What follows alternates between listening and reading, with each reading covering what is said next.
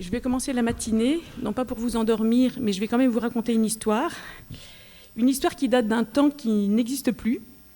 Cette histoire, je l'ai explorée et étudiée dans une thèse de 745 pages. Ce n'est pas pour me gonfler que je dis ça, mais pour donner l'ampleur de cette histoire, que j'ai réduite ensuite dans ce livre de 300 pages, mais que je vais aborder ici en 20 minutes devant vous. Donc autant dire un Reader's Digest.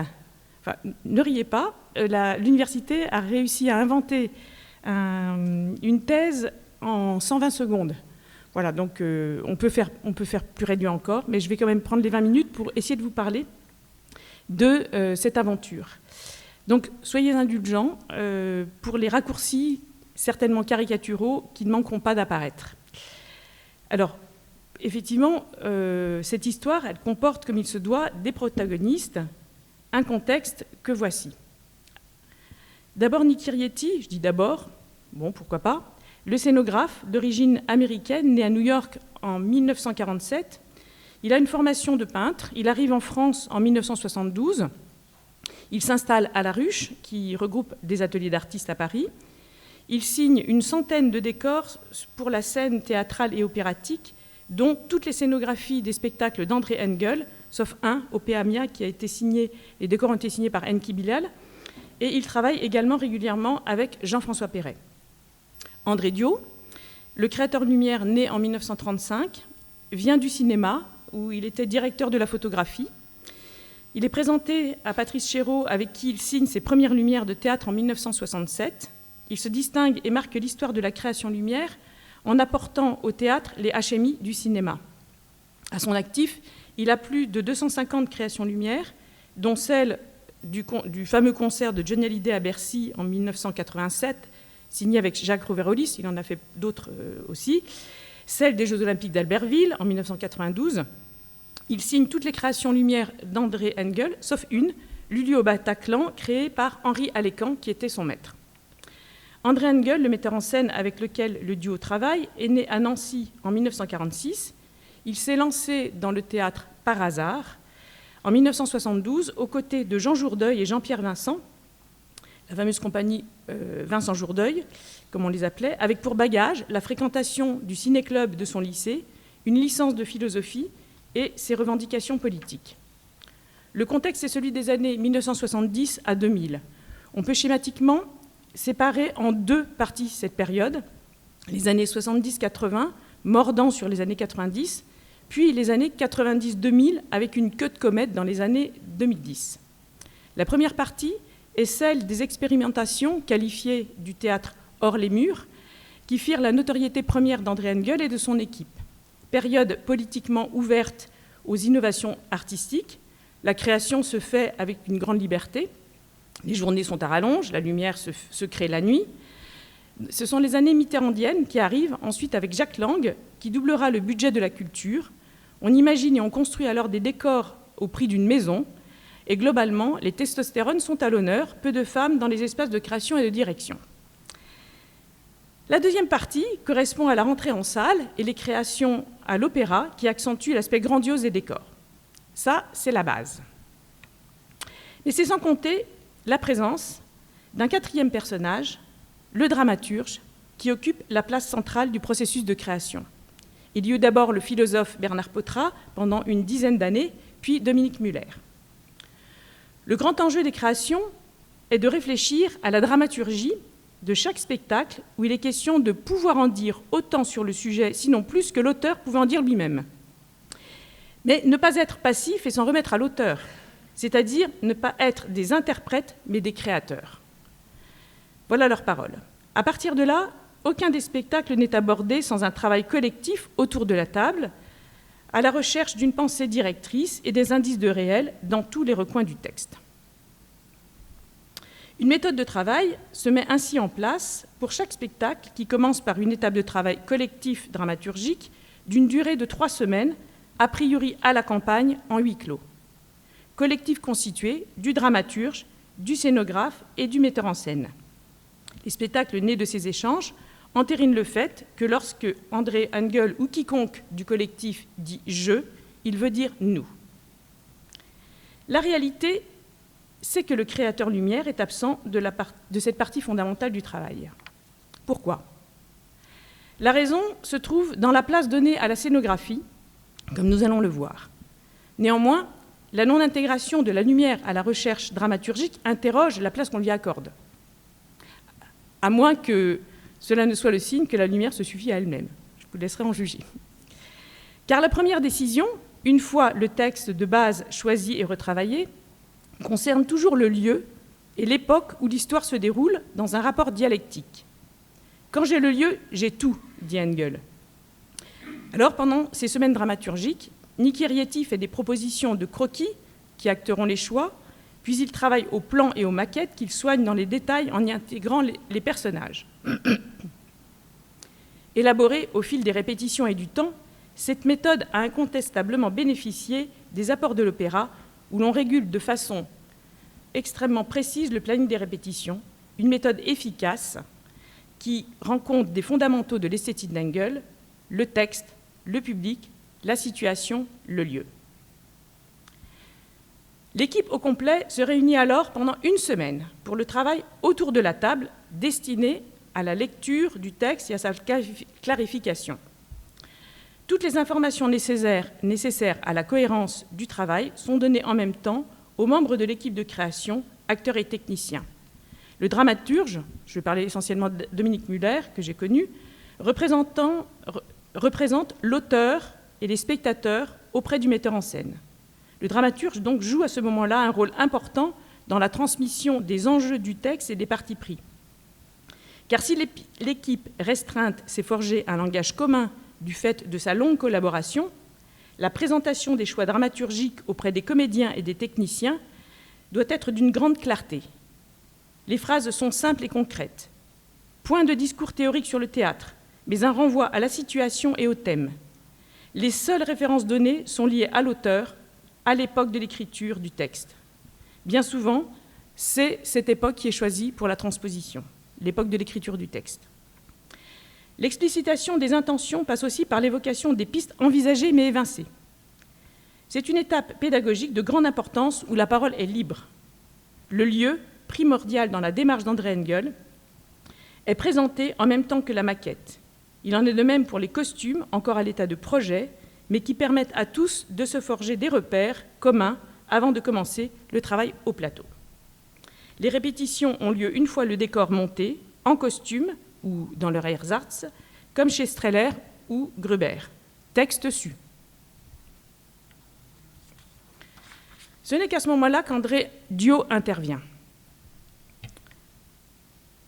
Informé des intentions, il ne participe pas au choix dramaturgique. Mais de son côté, il lit très attentivement les textes dramatiques et les livrets d'opéra qu'il monte, comme un scénario de film. Il en prend acte et intervient directement sur les décors une fois celui-ci monté. Il arrive dans la salle, regarde le décor depuis la salle, descend les marches et commence à envisager les implantations. Je l'ai entendu marmonner, il ne m'a encore pas laissé la place de passer devant le décor plafonné du réformateur. Même si les décors impressionnent par leur taille, tout cela relève d'un travail artisanal, comme aime à le souligner André Dio, pour qui la lumière, de la conception au réglage, se fait en direct, sans plan, c'est-à-dire à même le plateau, en fonction de l'avancée de la mise en scène au fur et à mesure des répétitions. Cette méthode a le mérite d'impliquer les techniciens dans la création qui voient à quoi servent les projecteurs qu'ils sont en train d'accrocher et régler. Cela lui permet également de ne pas verser dans l'inflation du nombre de projecteurs au cas où. C'est pourquoi André Dio n'a jamais travaillé sur plan, ni même souhaité avoir ceux de Niki Rieti en amont. La seule fois où cela s'est produit, c'est pour Wojciech, via le directeur technique. Vu la complexité de la conception des décors et de leur changement, il fallait intervenir sur l'intégration de la lumière en amont, comme vous le voyez ici. La longue connaissance des uns et des autres durant ces 40 ans a certes créé des attendus et des connaissances tacites.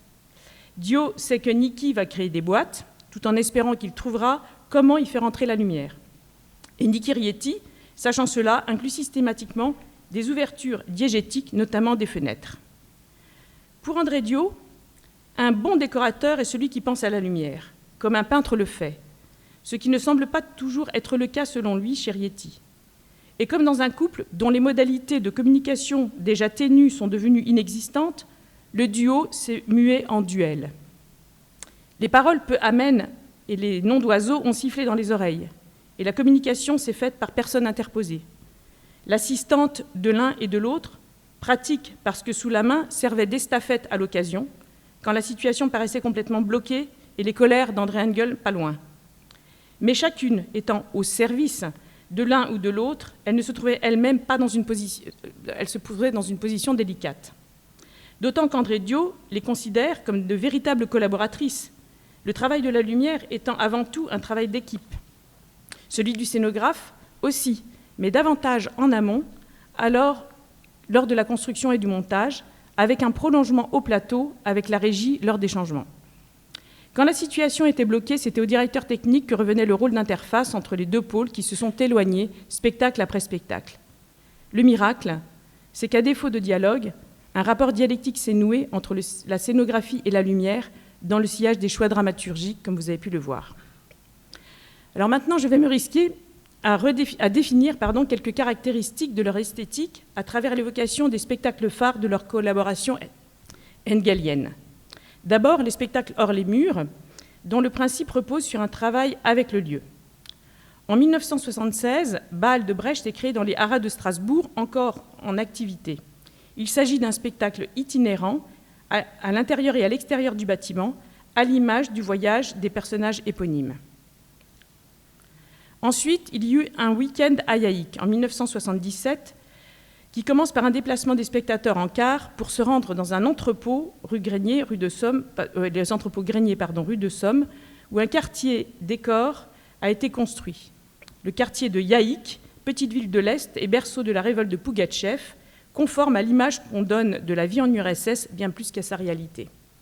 Ensuite, Kafka, théâtre complet en 1979, qui se situe dans une ancienne annexe de la mairie de Strasbourg, qui deviendra ensuite l'enceinte du conservatoire et de l'école du TNS, annexe transformée en hôtel, pouvant accueillir une centaine de spectateurs touristes.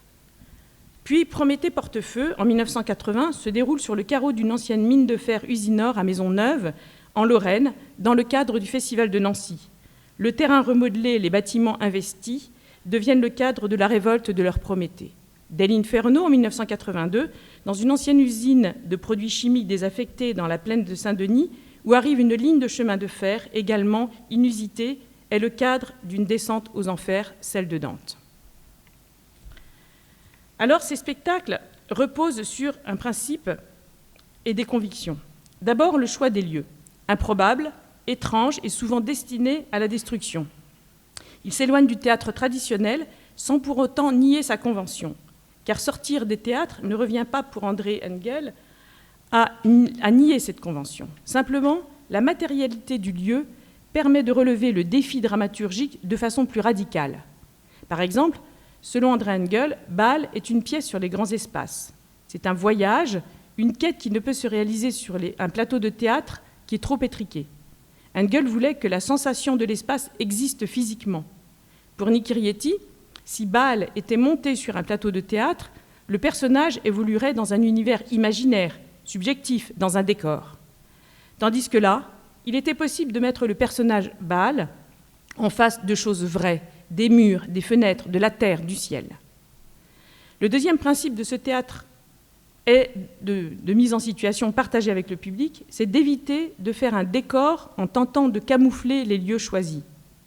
Outre son impossibilité technique, cette hypothèse aurait été en totale contradiction avec la démarche artistique de l'équipe, les lieux ayant pour eux une matérialité 1000 fois supérieure à tout décor. Ce qui ne voulait pas dire non plus que la pièce devait se jouer dans le lieu, haras, annexe, hangar, etc., tel qu'il était. Le travail de Niki Rieti consistait à tenir compte des transpositions de la dramaturgie qui avaient été déterminées en fonction du lieu et non en fonction d'une lecture abstraite. Le lieu de la représentation et le lieu de la fiction se superposaient sans s'escamoter mutuellement. Le lieu n'est pas transformé, il est détourné à l'usage de la dramaturgie dans un rapport dialectique entre l'alchimie du lieu et la fiction dans un voyage illusoire partagé. Dans ce contexte, le travail d'André Dio en lumière se rapprochait de celui dont il avait l'habitude au cinéma. les lieux s'apparentant à un plateau de tournage en extérieur. La différence, c'est qu'au lieu de penser la lumière en fonction de son rendu sur la pellicule et du montage, la lumière était pensée en fonction de son rendu immédiat, cette temporalité étant la grande différence entre le cinéma et le théâtre. Le travail d'André Diot était également de s'appuyer sur le lieu pour installer ses projecteurs. Là encore, le principe n'était pas celui du camouflage traditionnel. Sans être nécessairement brechtien, les projecteurs et lumières étaient intégrés au lieu en accord avec la démarche dramaturgique. Quand dans Bâle, la cour des haras se mue en aire d'autoroute, les lampadaires urbains servent de base à son éclairage. Quand la cour intérieure devient paradis artificiel, André Diot utilise les quartz dont il renforce la puissance pour aller dans le sens. Ensuite, effectivement, nous arrivons à Dell'Inferno avec un projecteur 5 kg Fresnel manipulé comme une poursuite qui accueille les spectateurs à la descente du train spécialement affrété depuis la gare du Nord, balaye tel un mirador, la zone inhospitalière est sombre, ceinte de barbelés, la référence au camp de la mort est palpable. Il y eut les spectacles au décor assumé, mais grandiose, comme ici, s'apparentant, là encore, à celui d'un tournage cinématographique, où les lumières ont renforcé le réalisme des situations. Vous voyez ici, Ils allaient obscurs sous la nuit solitaire, en 1979, jouer dans le quartier décor qui avait été construit pour un week-end d'Ayaïk. Il y eut ensuite Penthesilée en 1981, dans le théâtre municipal de Strasbourg, avec une formidable glaciation du théâtre. Et Venise sauvée, on n'a pas sonné, mais Venise sauvée, en 1986, dans le gymnase du lycée Aubanel d'Avignon, pendant le festival. Et pour Venise sauvée, le décor qui excédait le plateau semble sorti d'un plateau de tournage. De fait, le spectacle devait être doublé d'un film, ce qui marquait le spectacle lui-même, dans le découpage en séquences, dans le recentrage de l'action autour des personnages principaux et sur le principe du montage. Pourtant, le décor n'a pas été conçu en prévision du projet de cinéma qui fut, lui, tourné à Venise en décor naturel. Le point commun de ces spectacles est un décor réaliste, nimbé dans la brume, dont l'effet est renforcé par l'éclairage en contre-jour d'André Diot. Ces images floutées donnent une illusion encore plus cinématographique que théâtrale dans une esthétique de l'effacement d'une réalité en marche. Le retour à la salle et la difficulté à assumer cela. Un refoulement qui se mue en colère et en provocation. Une guerre déclarée contre qui veut bien l'entendre. En première ligne du front, le spectateur qui n'a qu'à faire un effort pour écouter et regarder afin de mériter la beauté que malgré tout André Engel compte bien lui offrir. Dans Venise sauvée, le brouillard associé à une nuit obsédante couvre toute la salle d'un voile épais, créant l'atmosphère souhaitée, pesante et prégnante. L'eau, le brouillard, l'humidité sont autant d'éléments naturels qui contribuent à renforcer l'effet de réel associé au thème de la rébellion. À la fin du spectacle, sous les huées, André Engel, le poing levé, dans un geste rageur ou militant, selon les versions, portait à son comble la rage qui l'habitait. Après ces spectacles, en clair-obscur, qui noyaient la salle et le spectateur sous la brume, l'esthétique des spectacles évolua vers la clarté jusqu'à atteindre le plein feu avec une face de plus en plus prégnante, tandis que Nicirietti évolue vers l'esthétique des boîtes à jouer. Alors, je n'ai pas le temps de passer en revue tous les spectacles, évidemment. Je laisse de côté les opéras qui ont ouvert des perspectives et fait éclater les limites du plateau, pour terminer avec Woyzeck, créé en 1998, qui, au contraire, a renforcé la closure du plateau. Dans l'adaptation réalisée avec Dominique Muller, l'atmosphère de huis clos sous surveillance que dégage chaque fragment de Büchner a été surlignée et matérialisée aussi bien par les boîtes que par la course de Woyzeck qui semble chercher à s'en échapper. Le principe cinématographique que continue de suivre l'œuvre d'André Engel s'ancre dans l'écriture en fragments qui offre un matériau formidable au travail de montage. L'idée de la focale variable, telle l'iris d'un appareil photo, a permis de cadrer, comme vous l'avez vu, à loisir les images à la vue du spectateur. Le décor léché, inondé de lumière, a des allures de tableau à la Hopper, comme on a pu le voir, vendant une vie de bonheur en HLM. Dans l'ensemble de l'œuvre cinématographique et éclairée par notre duo, le réalisme échappe au réel par la légère distorsion apportée aux perspectives par Nick Kirietti et à l'atmosphère par André Andio, dont une signature est certainement le fameux correcteur 213, White Flame Green, de Shelley, qui, en dégradant la clarté, témoigne de son esthétique. Et cette fois, je vous dis vraiment merci.